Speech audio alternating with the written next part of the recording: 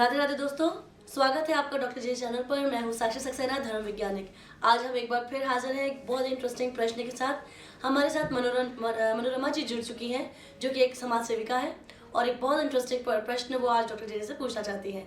स्वागत है मैम आपका। आप प्लीज़ आपका क्वेश्चन डॉक्टर जे से पूछ लीजिए।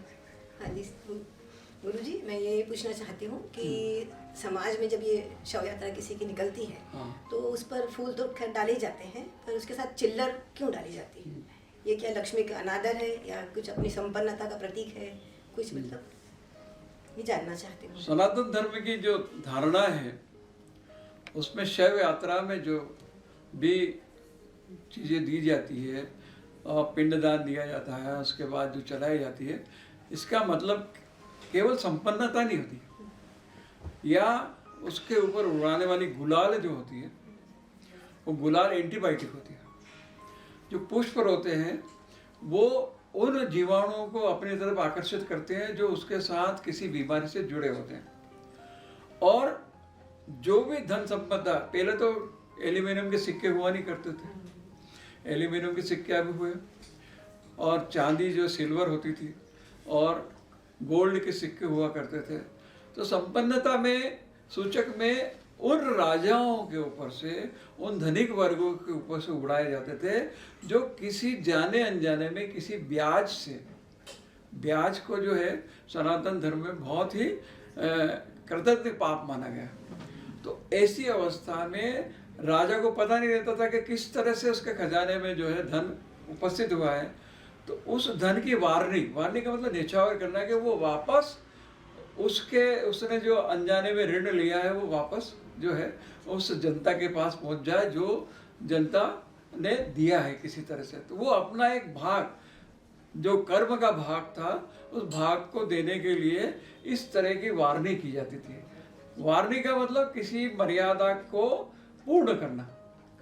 तो ये जो भाव है, ये आवश्यक नहीं है कि आज उसी युग की परंपरा के साथ उन सिक्कों को उड़ाया जाए, क्योंकि ये एल्यूमिनियम ऑक्साइड के होते हैं।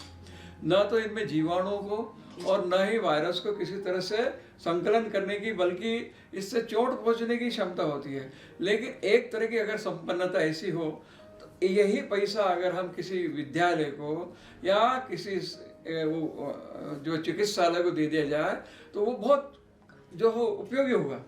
ये आवश्यक नहीं है कि उससे उस आत्मा को किसी प्रकार से, या वो जो शरीर गया है उसको किसी प्रकार से लाभ पहुंचेगा। ये हमारी परंपराएं हमने उनसे सीखी है जो एक उस युग के मान से किसी तरह से भी वो अपना ऋण उतारना चाहते थे। लेकिन आज के युग में उन कुछ परंपरा ऐसी होती है जिनको त्याग कर देना चाहिए, और इन परंपराओं के साथ ही कहीं अगर अधिक मात्रा में आपके पास धन हो तो आप किसी सेवा कार्य में लगा देना चाहिए। बहुत कहीं भी इसका जो प्रकरण है उपलब्ध नहीं है कि किसी शव यात्रा पे कोई जो है इस तरह के चिल्लर को उड़ाए। तो कुछ चीज़ों को छोड़ देना चाहिए। राधे राधे। बहुत ही डीप इन्फॉर्मेशन आज हमें पता चली है। मैम, क्या आपको आपके प्रश्न का उत्तर आज मिला है? जी हाँ, पूरी तरह से मैं हो गई हूँ, संतुष्ट हो गई, समाधान हो गया मेरे प्रश्न का। बिल्कुल। ये एक बहुत इम्पोर्टेंट चीज़ है कि आज के समय में हम लोग, जहाँ हम इतना आधुनिक चीज़ों से हम लाइफ में आगे बढ़ रहे हैं, तो हमें ज़रूरी है कि हम साइंटिफिक और लॉजिकल अप्रोच से अपनी लाइफ में चलें।